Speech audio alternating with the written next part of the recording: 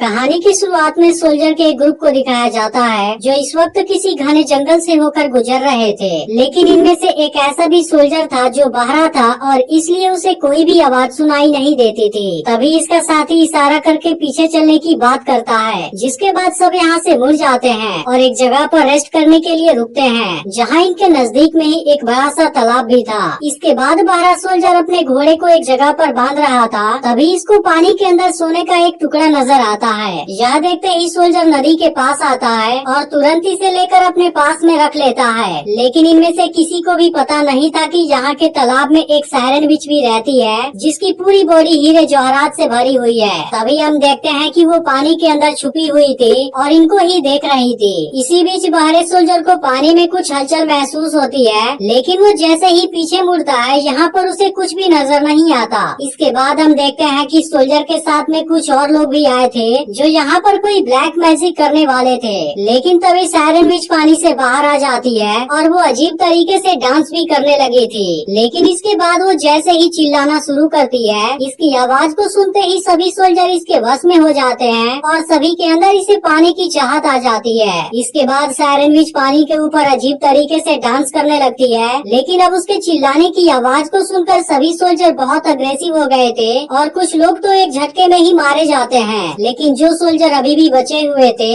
इन सभी के अंदर सायरन विच का अट्रैक्शन भी आ गया था। लेकिन अब कोई भी अपने होश में नहीं होता और ये एक दूसरे को ही मारते हुए सायरन विच की तरफ जाने लगते हैं। जबकि सायरन विच लगातार अपनी खतरनाक आवाजें निकाल रही थी और इसी के साथ वो पानी में पीछे की ओर भी जाने लगती है। तभी बहरा सोल्जर इनके इस हरकत को देखता है, लेकिन शुरुआत में उसे तो कुछ भी समझ नहीं आ रहा था। जबकि सभी सोल्जर एक दूसरे को भयानक तरीके से मारने लगे थे और पानी के अंदर जाने लगे थे। तभी बहरे सोल्जर की नजर सायरन विच पर जाती है, जिसको देखते ही वो काफी डर जाता है। लेकिन इसे सायरन विच की आवाज सुनाई नहीं दे रही थी, जिसकी वजह से इस पर उसका कोई भी असर नहीं हो रहा था। लेकिन दूसरी तरफ जितने भी सोल्जर को उसकी आवाजें सुनाई दे रही थी, वो उसके अट्रैक्शन की वजह से पानी में आगे बढ़ते ही जा रहे थे। लेकिन आखिर में सबके सब पानी में डूबने लगते हैं और इनमें से कोई भी जिंदा नहीं बच पाता। जिसके बाद सबके सब इस तालाब के नीचे चले जाते हैं। तभी सायरन विच की नजर बहरे सोल्जर पर पड़ती है, जिसके बाद वो फिर से अपनी आवाजें निकालने लगती है। लेकिन इस पर उसकी आवाज का कोई भी असर नहीं हो रहा था।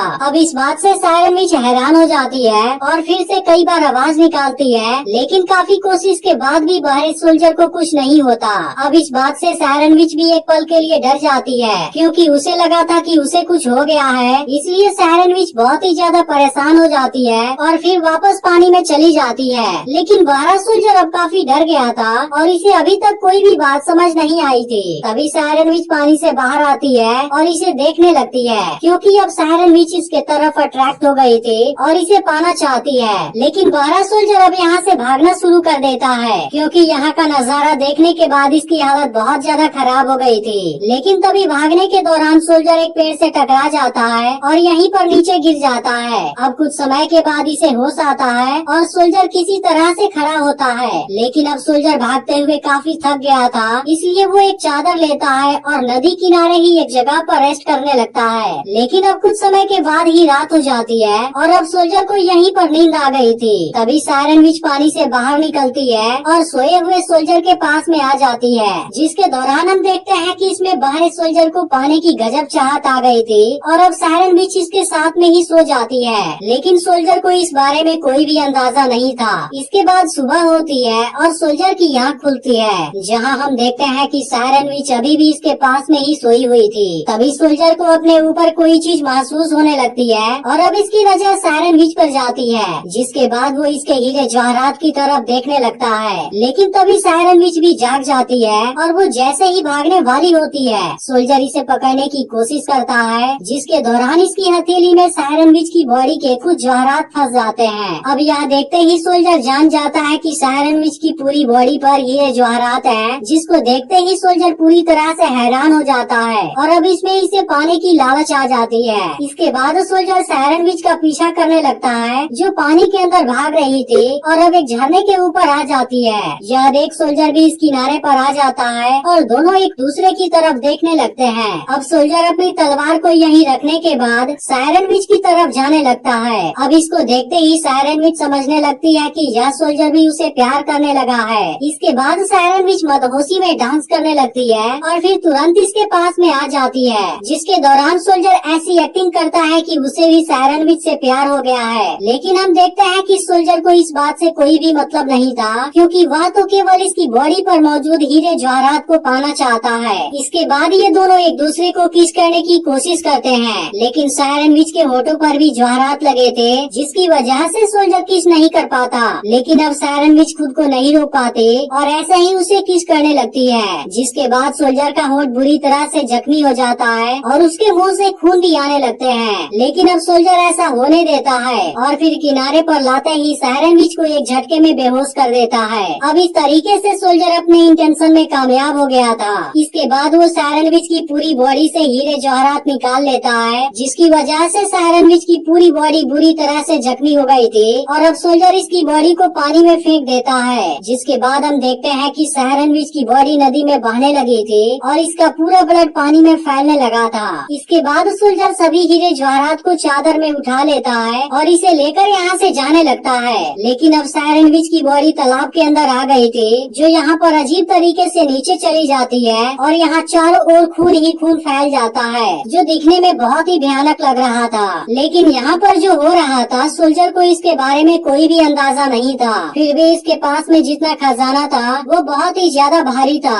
जिसे ले जाने में इसे काफी दिक्कत हो रही थी और इस दौरान वो आगे बढ़ते हुए काफी थक जाता है। इसी बीच सामने इसे एक नदी नजर आती है, जिसके बाद वो पानी पीने के लिए इसके किनारे पर आ जाता है और इसके बाद वो जैसे ही पानी पीने जाता है, सायरन विच का ब्लड यहाँ भी आ जाता है और सोल्जर इसके साथ में ही पानी को पी लेता है। लेकिन अब जैसे ही इस बात पर उसका ध्यान पड़ता है, उसकी हालत बहुत ज्यादा खराब हो जाती है और वो काफी डर जाता है। लेकिन इसके बाद इसे आवाजें सुनाई देने लगती हैं, जो कि सायरन विच की ब्लड की वजह से हुआ था।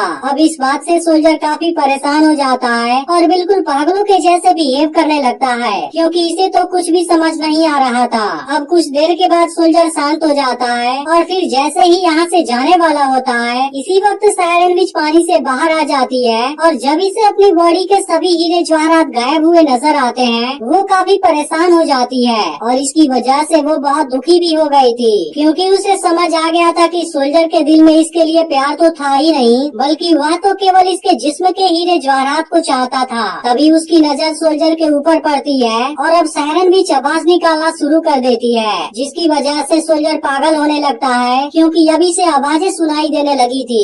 इसके बाद वो खुद को नहीं रोक पाता और पानी के अंदर जाने लगता है, जबकि सायरन विच भी धोखे की वजह से लगातार चिल्ला रही थी और इसकी आवाज को सुन सुनकर सोल्जर का मेंटल कंडीशन काफी खराब हो जाता है। लेकिन अब सोल्जर कुछ भी नहीं कर सकता था, क्योंकि वह भी इसके बस में आ गया था। इसके बाद सायरन विच इसको भी पानी के अंदर ले जाने लगती है और अंत में यह सोल्जर भी पानी की गहराइयों में डूब जाता है और अपने लालच की वजह से मारा जाता है। वहीं अब सायरन विच अपने हालत को देख काफी दुखी हो गई थी, जबकि सोल्जर भी उस जगह पर आ जाता है जहाँ पर इसके बाकी साथी भी मरे पड़े